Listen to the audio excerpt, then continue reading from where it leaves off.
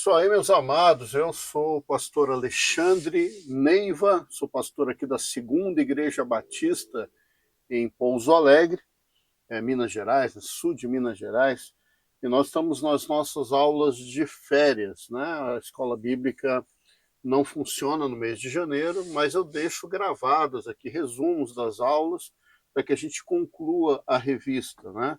Sempre ficam algumas aulas pendentes, a revista é essa aqui, né? Vou deixar até ela aqui um pouquinho exposta, ó, aqui ó, do lado. É uma revista da Convenção Batista, da editora da Convenção Batista Mineira. Então, se você tiver interesse, acompanhar por ela, eu recomendo. É uma lição, é uma revista boa, ela é anual e traz ali a lição de uma maneira simples, direta, com margem para você poder desenvolver o assunto. Vamos falar sobre vida cristã hoje, que é a lição 45. É difícil você definir o que é vida cristã, mas a principal definição do que é vida cristã é o estilo de vida ou a forma de viver daquele que se torna, pela conversão, discípulo de Cristo. Então esse passa a viver uma forma, tem um estilo de vida que a gente vai chamar de vida cristã. O simples fato de você dizer que é cristão não necessariamente é, faz com que você viva uma vida como discípulo de Cristo, né? Você pode dizer que é cristão e ter uma forma, um comportamento totalmente distinto daquilo que é a vontade de Deus para a vida daqueles que o seguem, né? Então vamos lá. O Novo Testamento fala bastante sobre isso, mas sempre de maneira pontual, tratando situações. A gente vai pegar um texto aqui de 1 Pedro, né? Carta geral aí do apóstolo Pedro, 1 Pedro capítulo 4, e a gente vai pincelar dois versículos aqui, que é o versículo 3 e o versículo 4, né? E vai dizer o seguinte: no passado, vocês já gastaram tempo suficiente fazendo o que agrada aos pagãos. Tá? Então, o que Pedro está dizendo aqui? Olha, no passado vocês viviam como pagãos. Né? Naquele tempo, vocês viviam em libertinagem, na sensualidade, nas bebedeiras, nas orgias e farras e na idolatria repugnante. Então, Paulo define, ou aliás, Pedro define aqui como é o estilo de vida daquele que não é discípulo de Cristo. Tá? Então, aquele que não é discípulo de Cristo, ele tem um estilo de vida e é descrito aí. E na sequência ele continua dizendo, ó, eles, no caso aí, os pagãos, né, acham estranho que vocês não se lancem com eles na mesma torrente de imoralidade. E por isso, né, eles os insultam. Então, pincelando aí esse texto, Pedro ele define, né, qual é o estilo de vida de um não cristão e qual é o estilo de vida e como deve ser o estilo de vida do cristão, ou seja, é totalmente oposto a esse estilo anterior. Né? Então ele vai falar do paganismo como uma vida entregue aos seus próprios desejos, o paganismo como uma vida sem controle, sem limites ali, tanto no que diz respeito aos prazeres da vida, quanto ao que diz respeito à religiosidade. Ele até cita aí a questão da idolatria, e Pedro ele usa a expressão repugnante, ou seja, é uma coisa extremamente contrária àquilo que Deus deseja. Eu nem vou entrar aqui na polêmica de que para um determinado grupo de cristãos, Pedro seria o primeiro líder, o primeiro papa, e ele está dizendo aí justamente que a idolatria é repugnante. Tá, em qualquer Bíblia você pode conferir. Mas vamos lá. A vida cristã ela é principalmente uma vida que tem uma conduta que espelha, né, que replica, que imita o que Cristo fazia, o que Cristo deseja.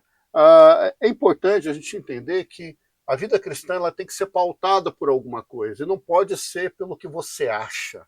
A vida cristã tem que ser pautada por algo que esteja acima de você para poder servir de balizador. Então a gente baliza a vida cristã na Bíblia, nas Escrituras Sagradas. Então, para nós batistas, né, para nós evangélicos, protestantes ou reformados, se bem que eu tenho lá minha opinião sobre se os batistas são de fato reformados.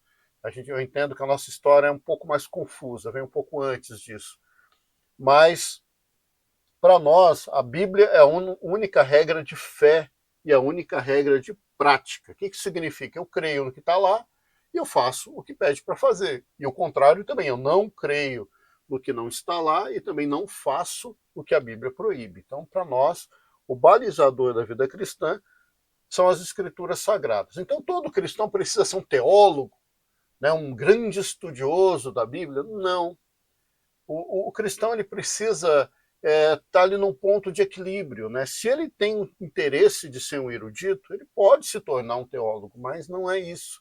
Um cristão ele precisa principalmente não estar no outro extremo, no extremo da ignorância, sendo levado por qualquer vento de doutrina ou sendo enganado por seus próprios pensamentos, né? Jeremias ele exorta isso dizendo que o nosso pensamento ele nos engana, né? Jeremias 17:9, né? Enganoso é o coração mais do que todas as coisas e perverso, quem o conhecerá, né? Então a gente tem que ter um balizador e o nosso balizador são as Escrituras Sagradas. Quando a gente vai para as Escrituras, a gente percebe uma ênfase no deixar a vida de pecado e buscar uma vida de santidade. Então eu digo que uma vida cristã é uma vida santa? Não, é uma vida que busca a santidade. Parece uma coisa parecida e próxima? Não é. Uma vida de santidade a gente enxerga em Cristo. Uma vida de busca de santidade a gente enxerga nos verdadeiros discípulos. Então, não é de se esperar que você tenha uma igreja de pessoas totalmente perfeitas. Isso não existe. Não é de se esperar que você tenha a igreja formada de pessoas que têm uma história de vida totalmente aderente ao padrão bíblico. Isso também não existe. O que existe são pessoas que se arrependem, que buscam Cristo, se tornam discípulos de Cristo, e nesta busca de ser parecido com Cristo começa um processo de santificação. Então, isso é vida cristã na nossa concepção. Tá?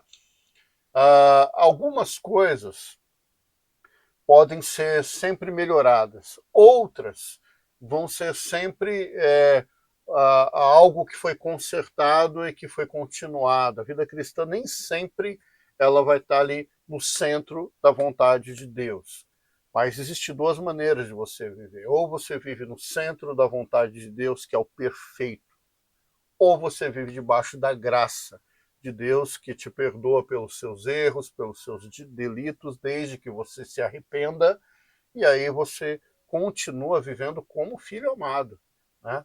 Que se arrependeu, que voltou e que está ali nos braços do Pai. Tá? Então, a gente poderia resumir que a vida cristã é fazer a vontade de Deus. É isso. A vida cristã é fazer a vontade de Deus. Como eu conheço a vontade de Deus? Através da Escritura Sagrada. Ah, mas um profeta, não sei o que lá, um título qualquer religioso que vem aí, disse tal coisa. O que você faz? Você pega aquilo que foi dito e compara com a palavra de Deus. Se aquilo que foi dito é aderente à palavra de Deus, ou seja, está em sintonia, ok, vida que segue. Qualquer coisa que seja dito, meu irmão, por qualquer líder religioso que seja, se não estiver em sintonia com a revelação bíblica, que seja considerado amaldiçoado. Tem que ser assim, a gente tem que ter um padrão, e o nosso padrão são as Escrituras Sagradas. O último ponto aqui, eu peço perdão, é sempre muito resumido isso aqui mesmo, né? Mas o último ponto aqui é a questão da vida cristã e o sofrimento. A gente sempre cita, né? No mundo tereis aflições, mas tem de bom ânimo, Jesus falando, né? A vida cristã, ela não é uma vida de vitória em vitória. Ela não é uma vida de triunfo absoluto. A vida cristã, ela não é uma vida isenta de percalços, né? A vida cristã, ela é uma vida que você vai experimentar vitórias, mas até chegar na vitória você vai ter muita guerra, muita dificuldade e todo sofrimento daquele que está, como diz o sábio Salomão, debaixo do sol, né? Então, todos os sofrimentos humanos, eles recaem sobre os pagãos e recaem sobre os cristãos também, né? Você não se torna imune ao sofrimento por ser cristão, mas nós, por sermos cristãos, olhamos para o sofrimento de uma maneira diferente. Pedro, ele começa justamente o texto dele falando disso. Eu quero citar aqui para a gente ir para o final. Olha só, estou lendo aqui de 1 Pedro 4, versículo 1.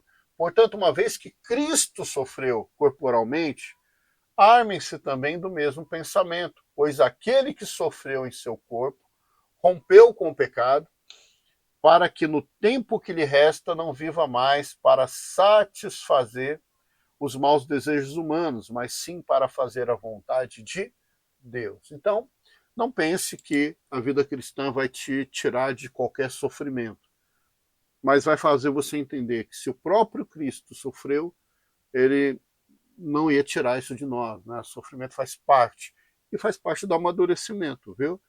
Quanto mais a gente lida com as dificuldades, mais a gente amadurece. Espero que tenha te ajudado, é um resumo.